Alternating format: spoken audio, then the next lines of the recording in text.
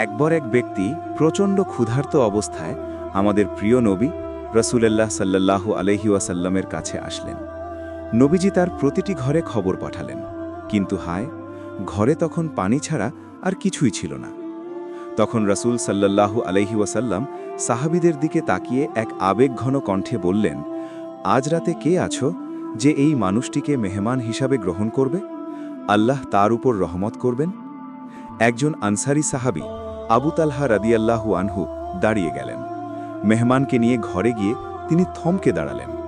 দেখলেন ঘরে খাবার বলতে আছে মাত্র এক বেলার টুকু, যা কেবল তার ছোট্ট সন্তানদের জন্য যথেষ্ট। তিনি তার স্ত্রীকে নিচু স্বরে বললেন, বাচ্চাদের কোনোভাবে ভুলিয়ে ঘুম পাড়িয়ে দাও, ওরা যেন খাবারের কথা ভুলে যায়। আর শোনো, খাবার যখন টেবিলে দেবে তখন ভুলবশত বাতিটি নিভিয়ে দিও। অন্ধকারের মাঝে স্বামী স্ত্রী দুজনেই খালি থালা নাড়াচাড়া করতে লাগলেন, যাতে চামচের শব্দে মেহমান ভাবেন তারাও খাচ্ছেন। মেহমান পেট ভরে খেলেন, আর সেই দম্পতি সারা রাত না খেয়ে উপোস কাটালেন।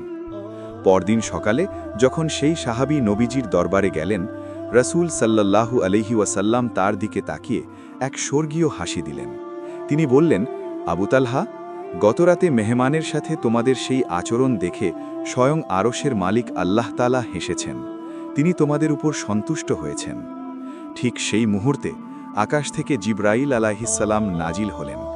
তারা নিজেদের উপর অন্যদের প্রাধান্য দেয়, যদিও তারা নিজেরা অভাবগ্রস্ত। সূরা হাশার 9। এই হলো ত্যাগের গল্প, এই হলো ঈমানের সৌন্দর্য। আল্লাহ আমাদের সবাইকে এমন উদারতা দান করুন। আমিন।